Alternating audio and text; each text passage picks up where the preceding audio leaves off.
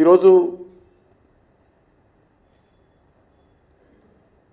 BRS party working president ఇంకొన్నడో లేదో నాకు తెలియదైనా BRS party working president మాట్లాడుతూ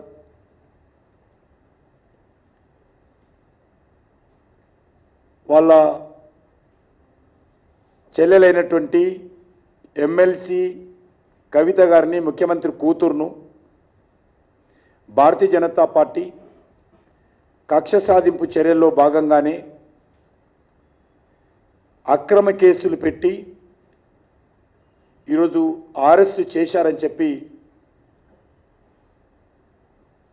వారు మాట్లాడారు.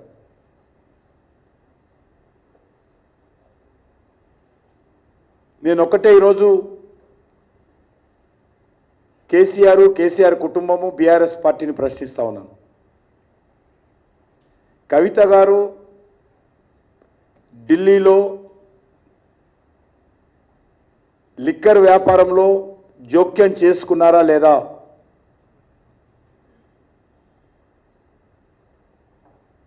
కొంతమంది వ్యక్తులతో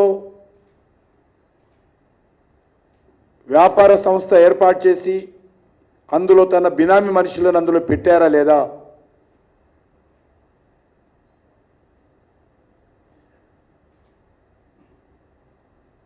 పూర్తిగా ఆ వ్యాపార సంస్థ తన కనుసైగలు నడిపిస్తూ ఢిల్లీలోని ఆప్ ప్రభుత్వంతో చర్చలు మంతనాలు జరిపారా లేదా?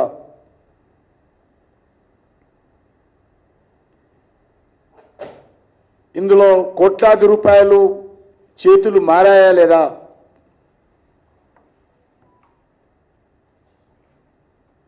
ఈ విషయం పైన కేసీఆర్ గారు స్పందించాల్సిందిగా నేను కోరుతా ఉన్నాను. మరొకసారి మనవి చేస్తా ఉన్నాను తెలంగాణ ప్రజానీకానికి, భారతీయ జనతా పార్టీకి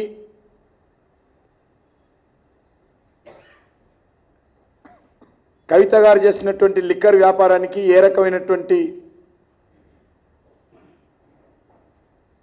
మేము ఆరోపణలు చేయడం లేదు. ఇవన్నీ కూడా ఢిల్లీలో జరిగినటువంటి ఆప్ ప్రభుత్వంలో జరిగినటువంటి అవినీతి కుంభకోణంలో భాగమే. తెలంగాణ రాష్ట్ర రాజకీయాలకు, తెలంగాణ రాష్ట్రానికి, తెలంగాణ ప్రజలకు, తెలంగాణ సెంటిమెంటుకు ఈ యొక్క కవిత గారి అరెస్టుకు ఏమాత్రం సంబంధం లేదనే విషయాన్ని మరొకసారి స్పష్టం చేస్తా ఉన్నాను. నిజంగా లిక్కర్ వ్యాపారంలో కేసీఆర్ కుమార్తె కవిత గారి జోక్యం లేనట్లయితే బహిరంగ చర్చకు కేసీఆర్ సిద్ధమా రావాల్సిందిగా కోరుతా ఉన్నాను. ఇది అక్రమ కేసే అయితే, ఇది రాజకీయపరమైనటువంటి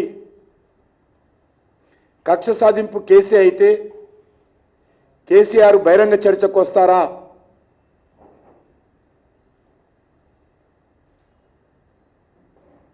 బీఆర్ఎస్ హయాంలో అన్ని రకాల మాఫియా రాజ్యం నడిచింది, అన్ని రకాల దోపిడీలు చేశారు, అన్ని రకాల అవినీతికి పాల్పడ్డారు. ఇది ఒక నిజాం రాజ్యంగా నిజాంను పొగుడుతూ నిజాం పోకడలతోనే పరిపాలన చేశారు తప్ప ఏ రోజు కూడా ప్రజాస్వామ్య స్ఫూర్తితో మీ ప్రభుత్వం పనిచేయలేదు.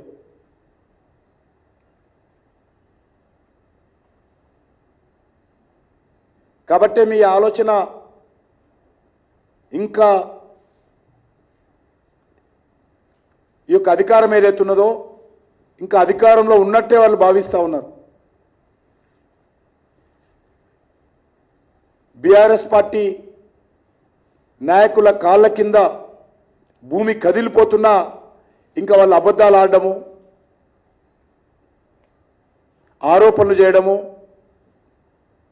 మానలేదు. బీఆర్ఎస్ పార్టీకి, కేసీఆర్ కుటుంబానికి అబద్ధాలు ఆడడంలో వాళ్ళని మించినటువంటి వాళ్ళు లేరు. అబద్ధాలతోటే వాళ్ళ రాజకీయాలు నడిపించారు.